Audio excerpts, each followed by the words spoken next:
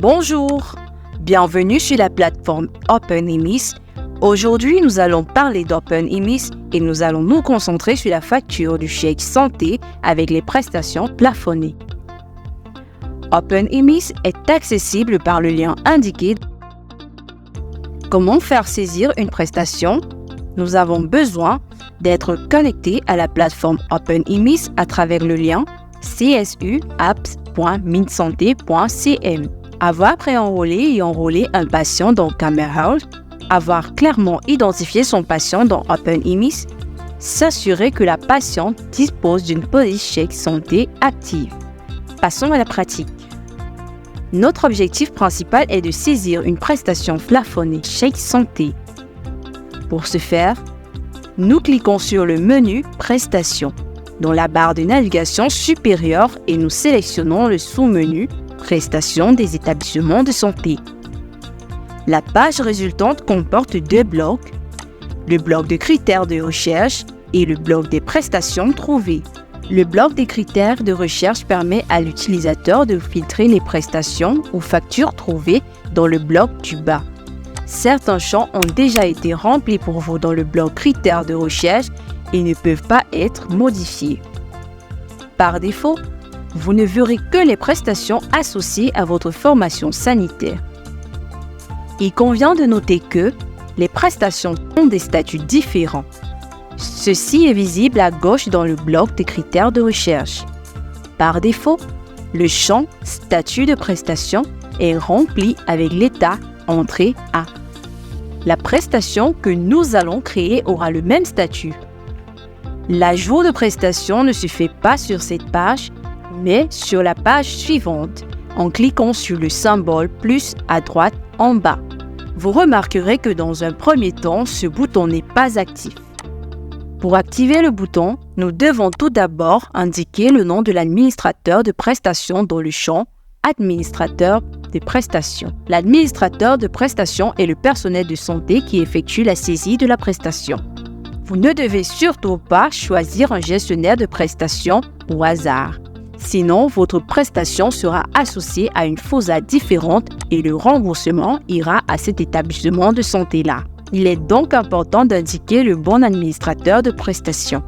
Pour le faire, vous cliquez sur le champ « Administrateur de prestation » ici et saisissez les premières lettres de votre nom d'utilisateur. Votre nom associé s'affichera dans la liste déroulante et vous le sélectionnez. Cela permet d'activer le bouton « Plus » en bas à droite. En cliquant sur ce bouton, vous accédez à la page qui vous permet d'ajouter une prestation. Rassurez-vous d'avoir préalablement choisi une patiente avec une police chèque santé active en notant son MPI, soit chiffre par chiffre ou par un simple copier. La page qui s'affiche après avoir cliqué sur ce bouton « Plus » comporte deux blocs. Le bloc de détail de la facture et le bloc des prestations. Il peut arriver que vous n'ayez pas les deux blocs dans la procédure de création de la prestation comme ici. Retournez à la page précédente en utilisant le symbole de la flèche gauche sur le bloc de la demande, puis cliquez à nouveau sur le bouton « Plus » qui est actif pour revenir à la page de création de la facture. Par la suite, il faudra veiller à remplir ici tous les champs ayant une étoile ou un astérisque à droite puisqu'il s'agit des champs obligatoires. Alors, le premier champ que vous devez renseigner est le numéro de l'assuré. Vous avez le MPI ou le code TARV.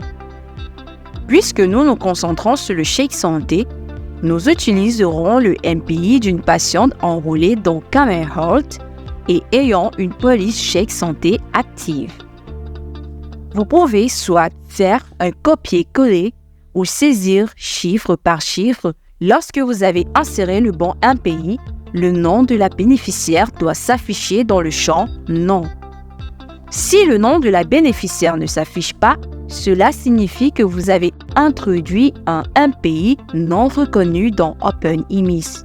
Il est aussi important de réessayer une seconde fois avant de conclure car cela serait parfois dû à des problèmes de connexion. Les champs suivants à droite indiquent la durée du service. Ici, On indique d'une part les services ambulatoires qui durent au maximum une journée, comme l'échographie, et d'autre part les hospitalisations qui s'étendent sur plusieurs jours. Pour les services ambulatoires, les champs date de visite du et date de visite au seront remplis avec la même date. Pour les services d'hospitalisation, ces dates seront différentes et représenteront le temps nécessaire pour fournir les soins, c'est-à-dire les dates d'hospitalisation jusqu'au jour où la bénéficiaire a quitté la FOSA. Quant au champ date de saisie, il est automatiquement rempli et correspond à la date à laquelle vous saisissez la prestation dans OpenEMIS. Il est important d'entrer les bonnes dates car les factures peuvent être rejetées par le système si la logique médicale n'est pas respectée.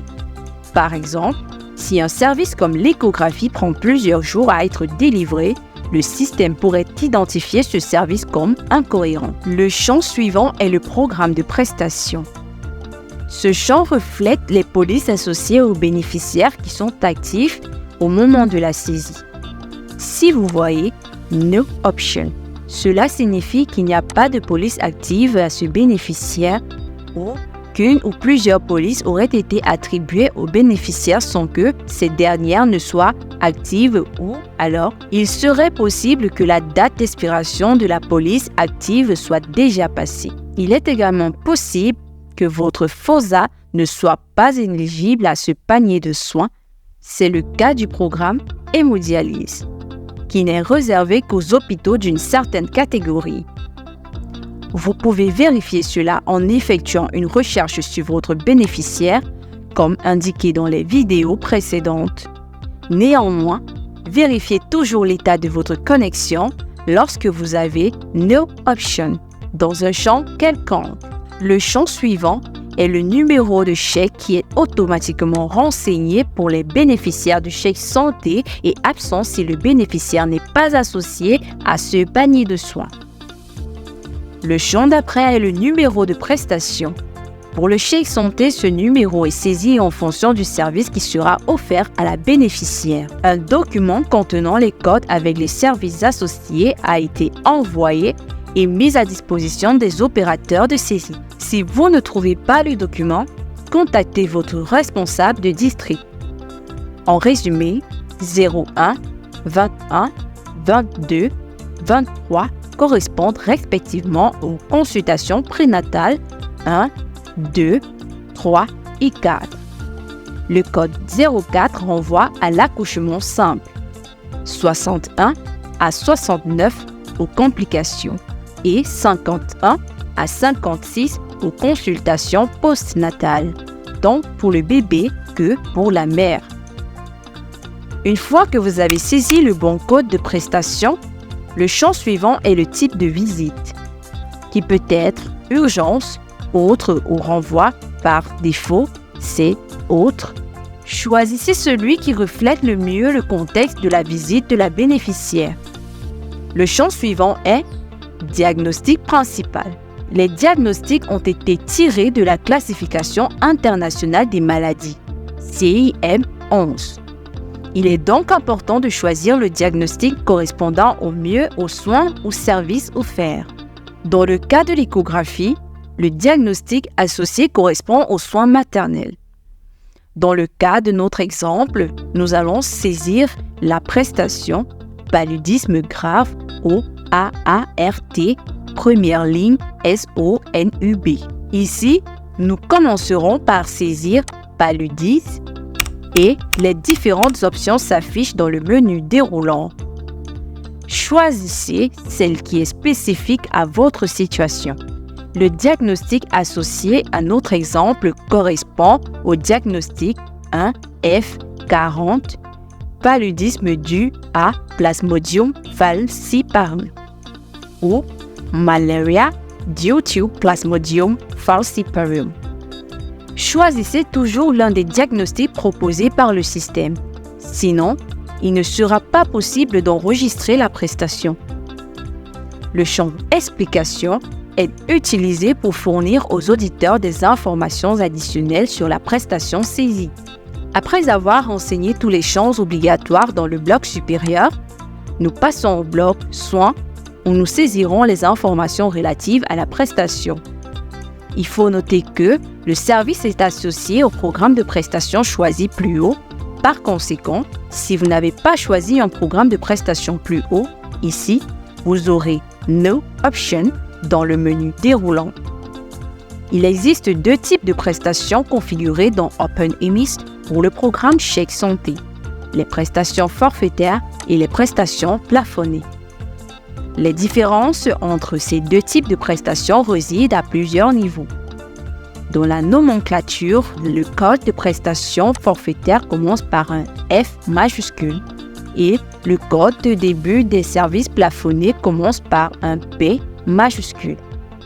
Il existe d'autres différences que nous verrons plus tard. En termes de définition, une prestation forfaitaire est une prestation dont le montant de remboursement est fixé à l'avance avec exigence d'offrir l'ensemble des sous-services, médicaments et entrants attachés. Une prestation plafonnée, quant à elle, est une prestation dont on a fixé un montant total de remboursement en fonction des sous-services, intrants et médicaments composant la dite prestation.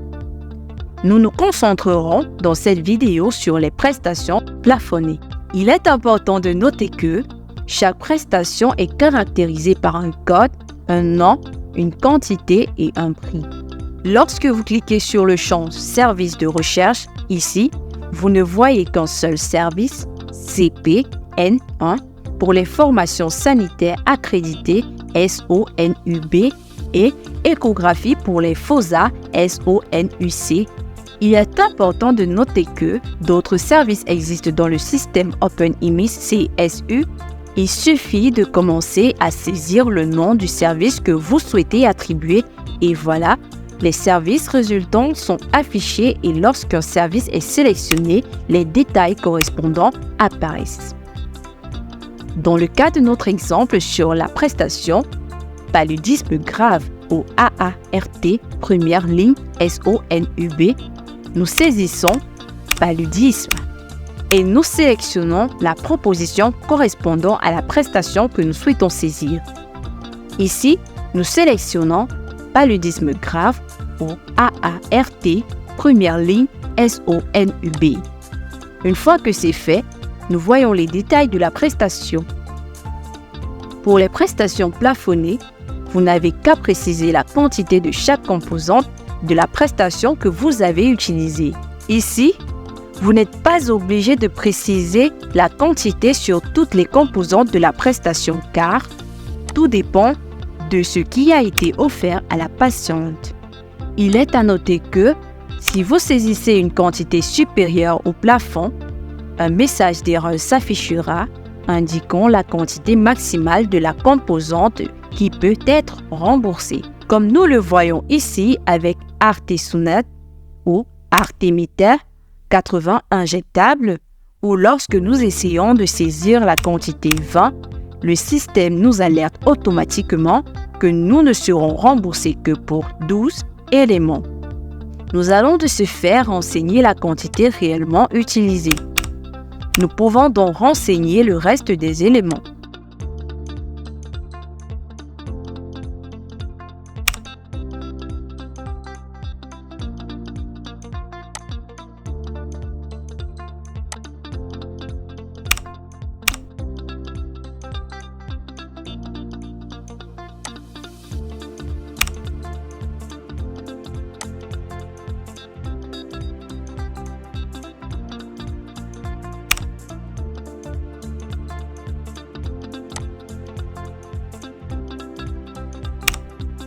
Avant de sauvegarder, rassurez-vous de n'avoir oublié aucun détail, en l'occurrence les bonnes quantités au niveau des composantes telles que cela apparaît dans le feuillet de prestation physique.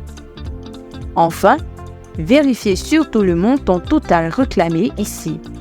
Si tout est OK, vous pouvez à présent sauvegarder la facture en cliquant sur le bouton « Sauvegarder » ou « Enregistrer » à droite.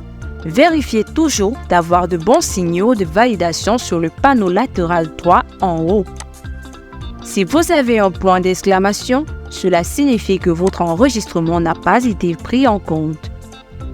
Cliquez dessus pour en savoir plus ou contacter votre gestionnaire de district ou encore le médecin conseil. Comme nous pouvons le voir ici, notre demande de remboursement a bel et bien été prise en compte dans le système.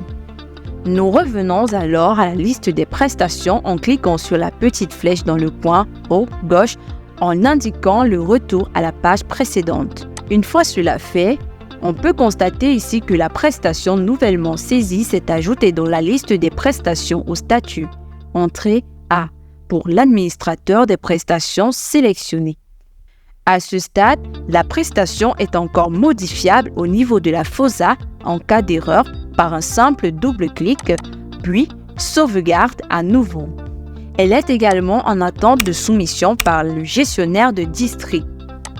Il est important de noter que, dans le cadre du chèque santé, l'on ne peut saisir qu'une seule prestation à la fois, ce qui signifie par exemple qu'il n'est pas recommandé de saisir pour une même opération une CPN1 et une échographie.